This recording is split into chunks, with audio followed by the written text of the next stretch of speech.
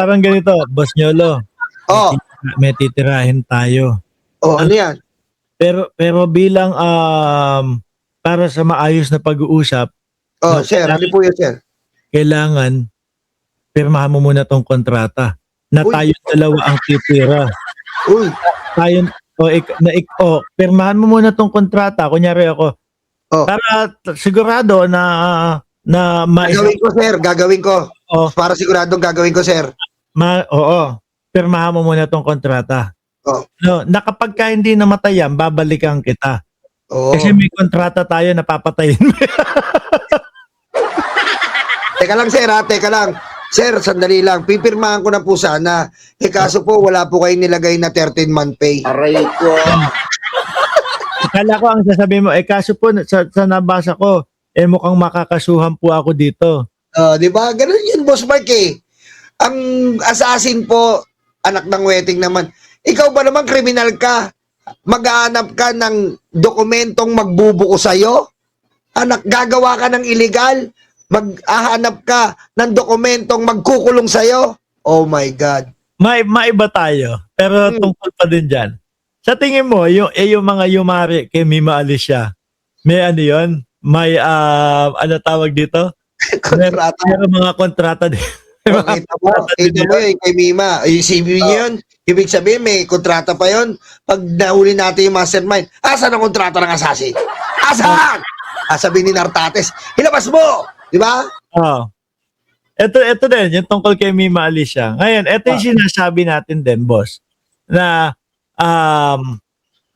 ito yung sinasabi ko na kasi alam natin ang istorya talaga eh. Oo.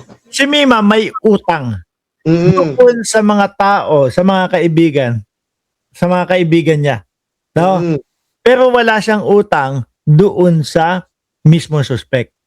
Ang mismong suspect, sa pagkakaalam ko, sila yung may utang kay Mima Alicia. Na tingin ko, naniningil na kasi sinisingil na din si Mima nung mga pinagkautangan niya. Kagaya na lang nila Boss Mike Cervera. Diba? Ito ang pinapalabas ng mga DDS, mga kababayan, no? Na si Mima daw po yung may utang doon sa bumanat sa kanya. Tama. Basahin ko Sabi dito, sabi ni si Sasto nang tinegi si girl, ang sigaw nila, ang sigaw daw natin, kami na ang magpapatuloy ng laban. Yes. Ayan daw, no? Pero according sa pulisya, dahil sa 8 million na utang kaya nategi, so dapat at sigaw kami na ang magbabayad ng utang mo. Yan ang tunay na friendship kung gano'n. Parang wala naman palang sense to. Walang sense eh. Alam mo, ikaw, Sas, alam mo, masyado ka mapagpanggap eh. Ang katotohanan niyan, parehas ka namin ni Boss Mark, may betlog ka. Aray ko. Yo, Boss Mark.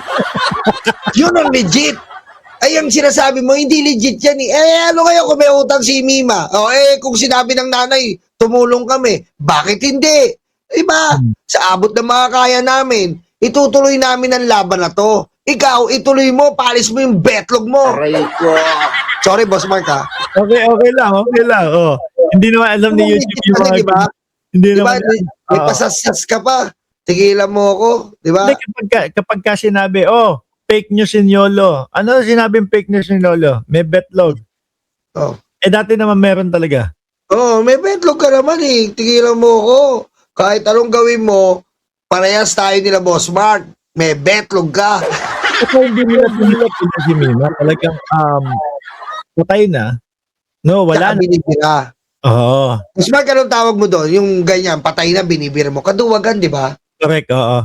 Lumabang ka. Kung argumento, buhay pa. Bubuhay si Mima, hindi ubra itong yung mga Ubra yan. Yan. Wala kasi silang hindi nila matindigan yung sarili nila. Alam mo, tumitindig lang kay Sas, yung buto mo. Aray ko. Si Maharlika nga di ba? Wala yun, napatahimik ni Alicia yon.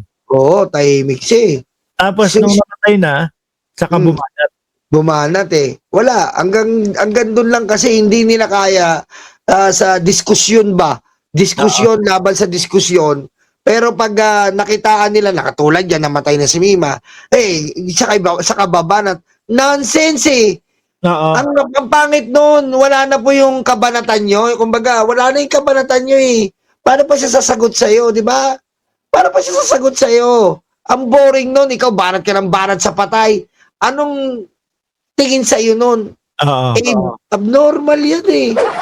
Boss Nelo, ito talagang matutuwa ka talaga sa ano.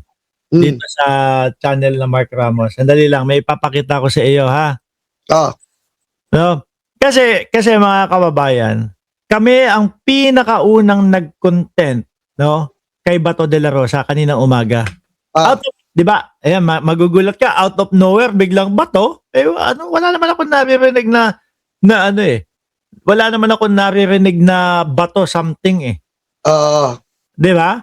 Na issue o balita kay Bato de la Rosa.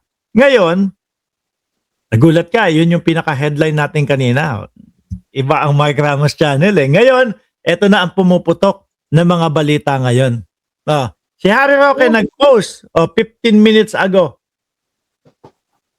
Meron nga daw ng Judas kay Bato. Abay, dapat lang. Diba? So kung ganyan, boss, ang makikita mong mga post nila Harry Roque, nila Jimmy Bondoc. Oo. Ano sa tingin mo nangyari kay Bato? Wala na. Nako, ayan na. Wala na eh. Ayan na. No? Kaya nga mayroon pa nga nagpo-post, boss Mark, hinahabol na.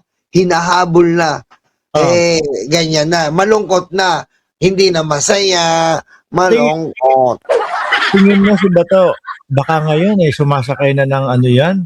Oo. Na aeroplano. Oo, tapos ibabalita na lang yan. Oo, ayan binalita din ng DCRH yung nakapost sa atin.